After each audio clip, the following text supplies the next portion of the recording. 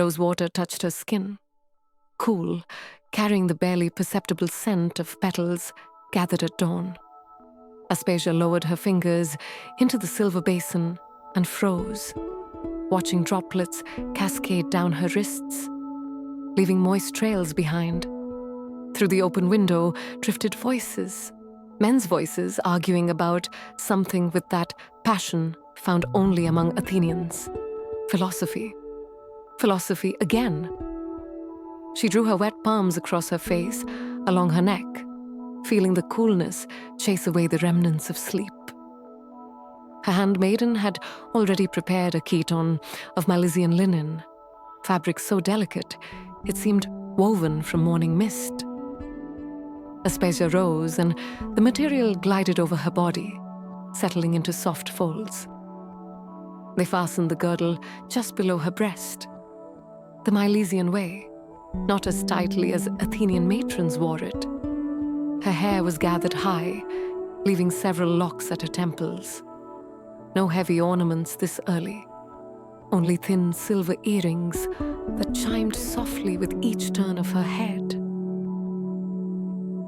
Beyond the door waited Pericles, the most influential man in Athens, strategist, orator, architect of a new era.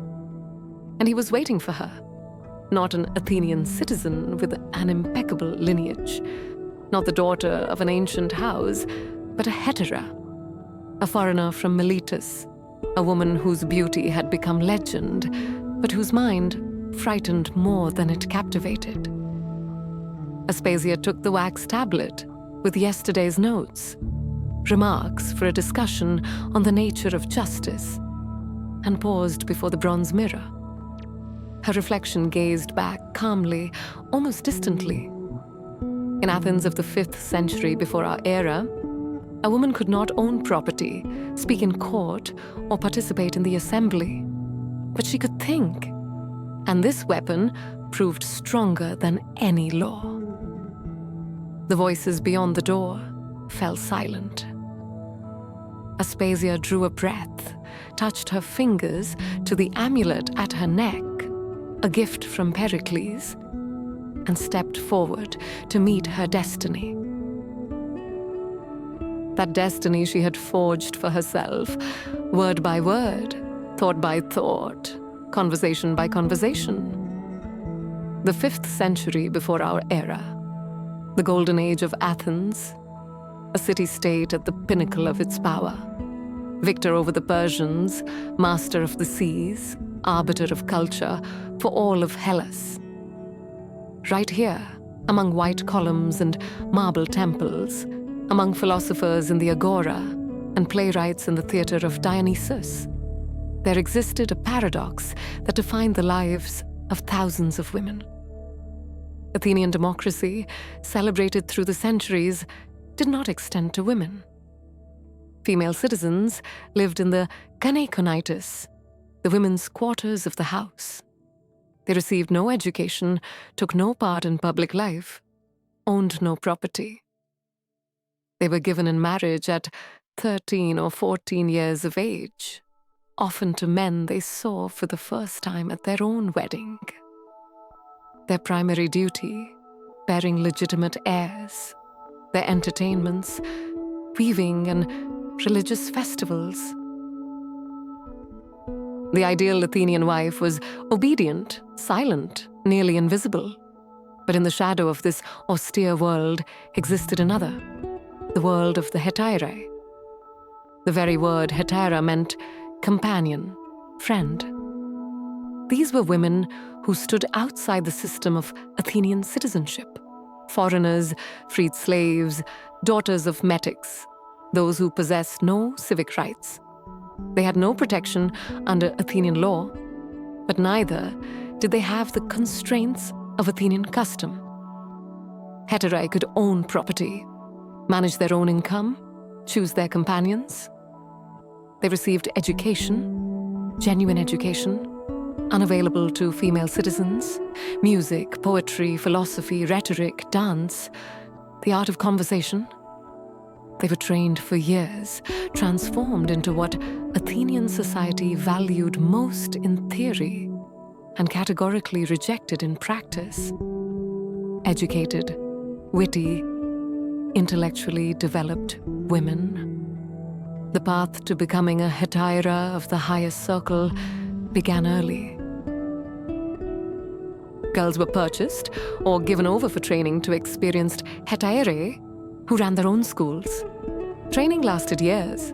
First, the foundations, reading, writing, arithmetic.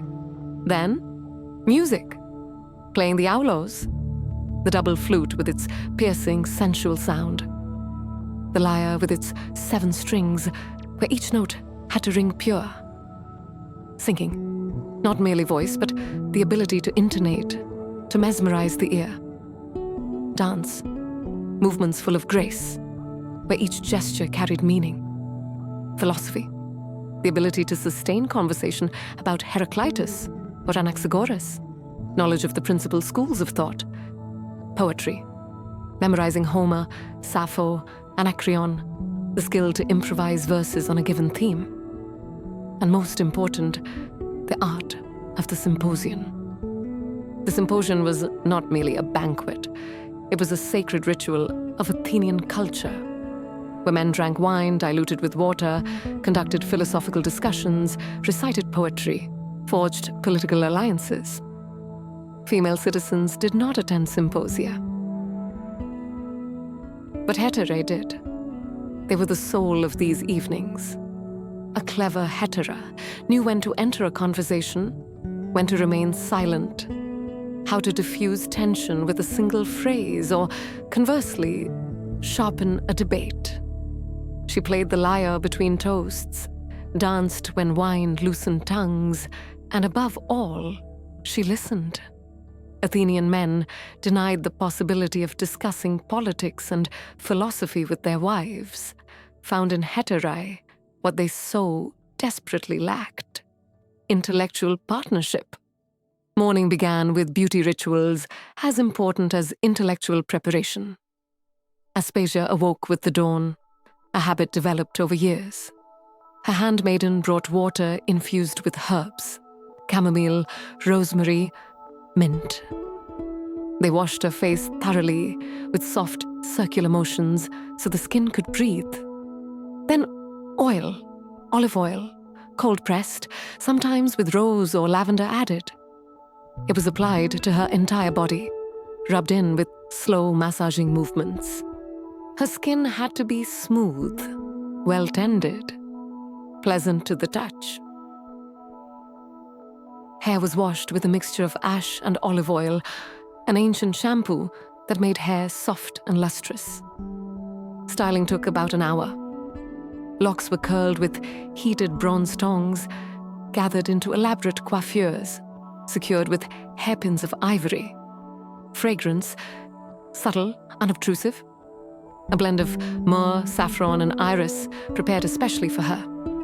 A hetera's clothing differed from that of female citizens. Athenian women wore austere peploi, heavy woolen mantles fastened with fibulae.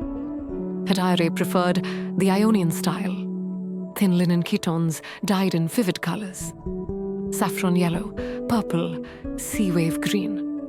Fabrics were brought from Miletus, from the island of Kos, from Sidon. They were translucent, accentuated the figure, flowed with movement. Jewelry, delicate golden chains, earrings shaped like dolphins or grape clusters, bracelets on wrists and ankles, footwear, soft leather sandals, sometimes with a small heel to make her silhouette appear taller. Perfumes, in small alabaster vials worn at the waist. Every detail mattered. Each emphasized status, refinement, distinction from ordinary women. After morning preparations, time for education. Aspasia read. Scrolls were purchased at the agora from booksellers whose stalls stood near the temple of Hephaestus. Philosophical treatises, poetry, the historical chronicles of Herodotus, dramas of Aeschylus and Sophocles. She made notes on wax tablets, memorized quotations, formulated her own thoughts. Sometimes a rhetoric teacher came, a former sophist, now teaching the art of persuasion. They staged debates, for she had to defend one position or another, learn to construct arguments, employ logic, identify weak points in an opponent's reasoning. This was not merely an intellectual exercise. This was a weapon of survival. At symposia, where the sharpest minds of Athens gathered, one had to hold one's own. One foolish answer, and reputation could suffer. One clever remark, and the entire city spoke of you. After midday, music. Aspasia practiced the lyre daily. Her fingers glided across the strings, drawing forth melodies, old ones from Sappho's time, and new ones she composed herself. Singing. Exercises for breath, for timbre, for the ability to hold a note long without wavering. Dance. In a spacious room where the handmaiden moved furniture aside. Movements had to be fluid, graceful, entrancing. Arms described circles in the air, the body curved, feet touched the floor, almost soundlessly. This was not a dance of seduction. This was dance as art, as poetry in motion. At symposia, they asked her to dance, and she danced, knowing that every gesture would be discussed afterward, compared with others, remembered. Toward evening came guests, sometimes other hetaerae, friends with whom she could speak candidly, discuss clients, share secrets of the trade. Sometimes philosophers, poets, artists. Aspasia's house was known in Athens as a place where one could meet interesting people, hear intelligent conversation, witness something new. Socrates came often, then still a young philosopher, not the wealthiest, not the most renowned, but with a mind sharp as a razor. They debated the nature of virtue, whether wisdom could be taught, about justice and laws. Aspasia was not afraid to contradict him, and Socrates valued this. Later, he told his students that he had learned much from her. The art of asking the right questions, seeing essence behind words, not accepting the obvious on faith. The day everything changed began like any other. Aspasia was preparing for a grand symposium at Pericles' house. This was not merely an evening, this was a political event. Strategists, philosophers, playwrights were gathering. Questions of war and peace would be decided, new laws discussed, alliances woven. Pericles had invited her not as entertainment. He had invited her as an equal. This was unheard of. Hetaerae attended symposia, but usually in the role of musicians, dancers, ornaments of the evening. Aspasia was to participate in discussions on equal footing with men. The risk was immense. One wrong step, and they would ridicule her. Worse, they would ridicule Pericles for allowing a woman, moreover a foreigner, to speak of state affairs. She chose a cotton the color of sea waves, elegant but not provocative. Hair gathered simply, without excess, jewelry minimal. She wanted them to hear her words, not gaze at her attire. Her handmaiden brought a small vessel of wine. Aspasia took several sips to calm her nerves. Her hands trembled slightly as she took the wax tablets with notes. Today they were discussing Pericles' new project, the construction of the Parthenon. Colossal expenditure. Many considered it extravagance. Aspasia had been preparing for this topic for weeks, studying architectural plans, speaking with Phidias, the sculptor to whom Pericles had entrusted the project. She knew the arguments both for and against. She knew what the conservatives would say and how to answer them. Pericles' house greeted her with the light of hundreds of oil lamps. The atrium was filled with people, men in white hymnations with wreaths of ivy on their heads, wine cups in their hands. Conversation stilled for a moment when she entered. Glances, appraising, curious, some openly hostile. A woman? A foreigner? A hetaera? What was she doing here? Pericles approached, took her hand, led her to the central couch. A gesture of absolute support. He introduced her simply. Aspasia of Miletus, my friend and advisor. Advisor. The word hung in the air. Someone smirked, someone frowned, but no one dared object. Not to Pericles, not to the most influential man in Athens. The conversation began after the second crater of wine. Anaxagoras, philosopher, Pericles' teacher, spoke of the cosmos, of nous, the world mind that orders chaos. Aspasia listened without interrupting. Then they spoke of politics, of Sparta, of the threat from the east, of the necessity of strengthening alliances. And then one of the strategists, Thucydides, Pericles' political opponent, raised the question of the Parthenon. We are spending the Allies' money on marble playthings, he said, and mockery rang in his voice. Athens adorns itself like a hetaera before a symposium, instead of preparing for war. The comparison was deliberate, insulting. The hall fell silent. Pericles clenched his jaw, but said nothing.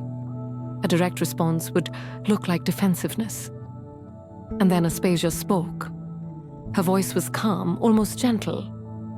You compare Athens to a hetaera, Thucydides. An interesting comparison. Allow me to develop it.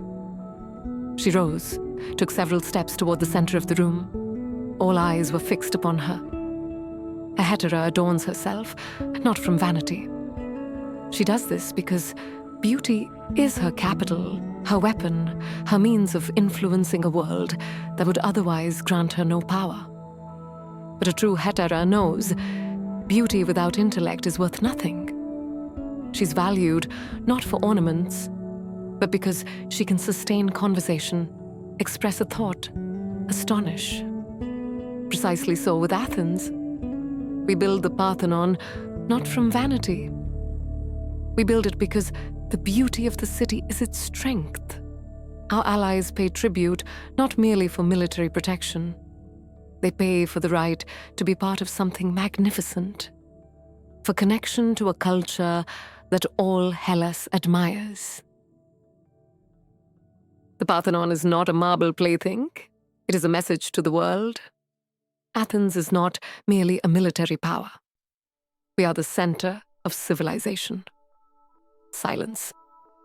Then, Anaxagoras burst into laughter, slapped his knee.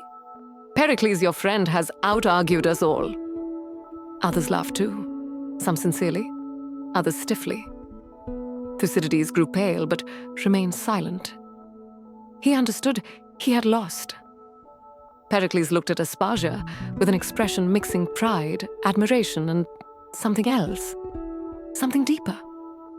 That night she remained with him, not as a hetaera fulfilling duty, as an equal, as a partner. Aspasia's story did not end with triumph at that symposium. Ahead lay years of happiness with Pericles, years when she was not merely his companion, but his advisor, his inspiration, co-author of his speeches. It was said that the finest lines of his funeral oration for fallen warriors were written by her. But there were also years of trial. When Pericles' political enemies could not attack him directly, they attacked Aspasia. She was accused of impiety, of not honoring the gods of Athens, She was accused of corrupting female citizens, of gathering women at her home and teaching them philosophy. She was put on trial. Pericles defended her, wept before the judges, the only time this Iron Man showed weakness. She was acquitted, but the scar remained. After Pericles departed this life from plague, she remained alone, a foreigner in a city that simultaneously admired and despised her. She married a second time to a friend of Pericles, a craftsman. She lived many more years, continued receiving philosophers, continued teaching, continued thinking. Aspasia's fate was not typical even for a hetaera of the highest circle. Most of them did not achieve such influence, did not leave a mark on history. But her path reveals what the hetaerae of ancient Greece truly were. These were not simply courtesans selling their bodies. These were women who, in a society that denied them rights, created their own niche of power. They used the only weapon available to them: beauty, intellect, education, the ability to enchant. They transformed their powerless position into an advantage. Female citizens could not participate in public life, could not speak with men about philosophy and politics. Hetaerae could. And they used this opportunity to the fullest. The world of ancient hetaerae was a world of contrasts. On one hand, luxury, attention from the most influential people, intellectual feasts, poetry, music, philosophy. On the other, society's contempt, absence of legal protection, constant dependence on patrons' favor, threat of poverty in old age. A successful hetaera had to be simultaneously artist, strategist, and philosopher. She had to know how to read people, understand their desires. Not only physical, but emotional, intellectual. She had to know when to be bold and when quiet, when to argue and when to agree, how to support a man's pride while expressing her own opinion. This was an art of survival, honed to perfection. The history of hetaerae is a history of how women found paths to power in a world that officially denied it to them. They could not vote in the assembly, but they influenced those who did. They could not speak in court, but they shaped the opinions of judges during private conversations. They could not own land, but they possessed the minds and hearts of the most powerful men of their time. Their weapon was beauty, yes. But not only that, their true weapon was intellect, the ability to listen and speak, the capacity to remain interesting when beauty faded. Aspasia lived a long life. She was remembered not for appearance, she was remembered for her mind. Socrates called her his teacher. Plato mentioned her in dialogues. Plutarch wrote of her with admiration. She conquered what usually conquers everyone: time. And she conquered with the same weapon she chose in youth: her mind, her thoughts, her words. Here it is, the true story. Aspasia was not simply a courtesan. She was a philosopher, strategist, a woman who, in a world of absolute powerlessness, created her own authority. Not through deception, but through the force of reason. Her weapons were not only beauty and seduction, but above all, a mind that made the greatest thinkers of Greece bow before her. Is this not more remarkable than any fiction? If the story moved you, leave a like. It will inspire me to create new episodes. Subscribe to learn about other extraordinary women of the past whose destinies changed the course of history. And turn on notifications. There are so many more incredible stories ahead from the closed palaces of the world. Until we meet in the next episode. Take care of yourselves.